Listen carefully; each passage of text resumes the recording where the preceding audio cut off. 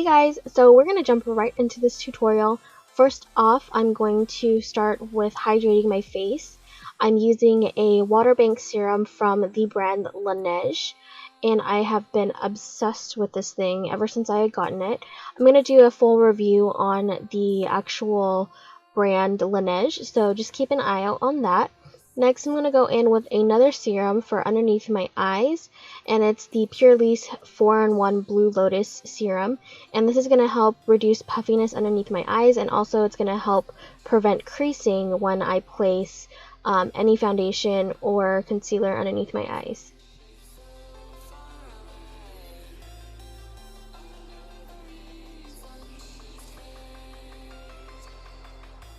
Next, I'm going to go in with these primers. You honestly do not need 2 primers. I was just being extra AF. I don't know why I used 2 primers. And then on the bottom of my chin, I forgot to blend that out, so don't mind that.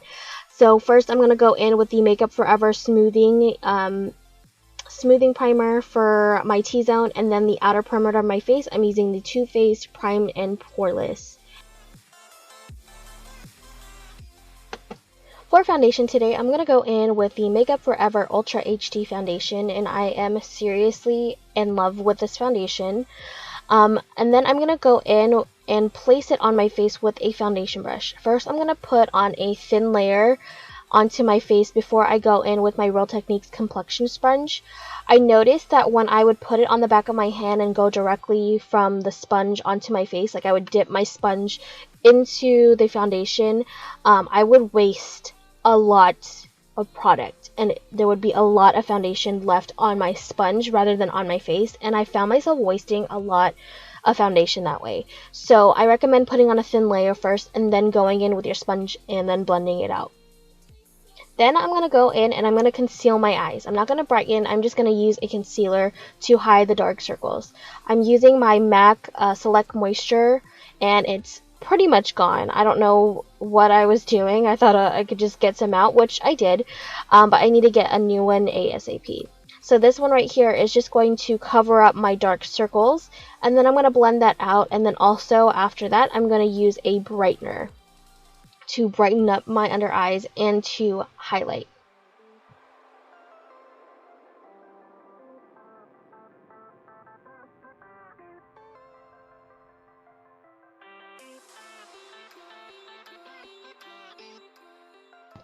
So the reason why I put concealer on first rather than just going in with brightening is because I wanted to make sure that the darkness was covered up first before I brighten it, rather than having the brightener fight against my dark circles, and it just didn't look nice. So I recommend putting on a concealer and then brightening. And here I believe I'm using the Maybelline, I forgot what it's called, but it will be in the description box below, and I'm just blending that out all over my face.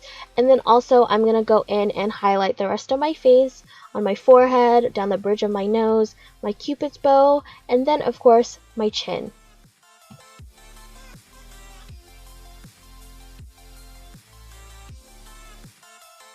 After blending my highlight out, I'm going to go in and I'm going to bake my face. I'm going to use the Airspun Translucent Powder, and I'm going to set that underneath my eyes, and I'm going to place that wherever I had put the highlight on my face. So on my forehead, the bridge of my nose, my cupid's bow, and my chin. And then I'm also going to carve out underneath where my contour would go. You don't have to use the complexion sponge or your beauty blender. You can use the applicator it came with. It's totally up to you. This is going to help prevent creasing, and it's also going to set my face. That way none of the oils come throughout the day. For the eyes, I am using the Manny MUA Makeup Geek palette. These shades are so beautiful, and the formula is so good. Another alternative is the Morphe 35O palette. There's very similar shades in that palette that I would recommend if you don't have the Makeup Geek palette. So the first shadow I'm using is Beaches and Cream as my transition shade. It is very similar to my skin, so I was a little iffy about using it, but I still went for it. For the next shade, I'm going to be using Sora. This is my all-time favorite shadow from the palette. It's so subtle and so beautiful on my eyes. I think it was made for like my skin my skin color. But that's just me. I'm in love with it. So here I'm going in and I'm going to concentrate this into the crease, and then here I'm actually dabbing the product onto the outer corner of my crease just to define that a little bit. And you can see the difference from the middle of my eye to the outer corner of my eye. You can see it's a little bit more defined. For the lid, I'm using this NYX shadow. It's a single shadow. I don't know the name of it. It has numbers on the bottom. So, I don't know the name of it, but it will be linked in the description bar below if I can find it online. If not, I'll just leave the name below. And then I'm going to go in with this Wet n Wild flat shader brush. I went crazy when I found these Wet n Wild brushes. I bought like the whole stock because it was like 99 cents where I found them. When applying this shadow, I wanted to make sure that it didn't go above my crease, because if you pull it up too high, it's going to look a little awkward, depending on your eye shape. So with my eye shape, I just wanted to keep it on the lid and not go above my crease. Here I'm using the blending brush by Morphe, and I'm just going slowly. I didn't speed this up because I wanted you to see how slow I was going and blending, and I wanted to make sure that I didn't pull it above my crease whatsoever. So I'm strictly just going back and forth very lightly and just blending out the edges because I don't want them to be very harsh. Once you're done blending all of this out, you're pretty much done with the eye colors. You're not really going to put any more eyeshadows on top. So you can go ahead and wipe away the translucent powder underneath. When I was doing it, I did have a little bit of fallout, so that's why I had left that translucent powder underneath. So that way anything that fell out, would go with the translucent powder when I wiped it away. Next, I'm going to finish up the eyes. I'm going to go in with this brown eyeliner by Bare Minerals, and I'm going to tight line my eyes. I didn't want it to be too dark, but I did want it to look fairly natural. And I don't know what the technical term for tight lining is, but it just looks like my eyes are more done up when I do it, because I don't know. It's just me. If you know why people tightline and what the technical, just comment below and let me know, because I don't really know. Next, I'm going to go in and I'm going to curl my eyelashes and prep them for false lashes. I've been loving the Tarte's Light Camera Lashes, and this is just a sample I had gotten from Gen Beauty. And I'm going to be using these Dodo lashes in D119, and I did them off camera.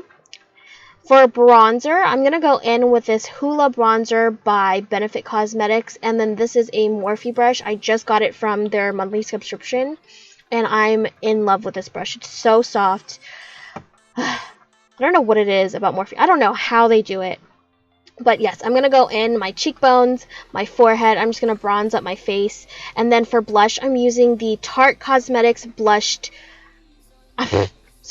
exposed blush, and I'm going to put that on the apple of my cheeks. For highlighters, I'm going to be using this Ofra Cosmetics You Do You, and I'm going to take this Luxie brush. I'm not sure which one it is. I'll put it in the description box, but I use it for highlighting. I'm going to put this on my cheekbones, my nose, everywhere I highlighted with the highlighter before. I'm going to put it on the bridge of my nose as well. Then I'm going to take the Cindy-LouManizer by the Balm, and I'm going to place that on top. And I swear, these two, so stunning. I have been loving these two. Then I'm going to take that blush brush, and I'm going to go in and blend the blush with the highlight. So I'm going to finish up the eyes, and I'm going to take that color Sora. I'm going to put it underneath where my lower lash line is, and I'm going to take a blending brush and just kind of blend it out. I didn't really want to put anything on my lower lash line, but I've been forcing myself to because it's something that I don't do. Next, I'm going to take the Artemis shadow, and this is a nice shimmer shadow, and I'm going to place that in my inner corner of my eyes and put on some mascara, and you are done for the eyes, honey. For lips, I'm using Jordana's Rockin' Rose lip liners. These lip liners are so amazing. They're so creamy and they're so affordable. And then I'm going to pair that up with ColourPop Cosmetics Ultra Matte Liquid Lipstick in Beeper. These two are my favorite combos. These are my go-to everyday lip combos. And that's pretty much it, you guys. I hope you guys enjoyed. Please let me know if you have any questions. Remember to like, comment, and subscribe. And I'll see you guys in my next video. Bye, guys.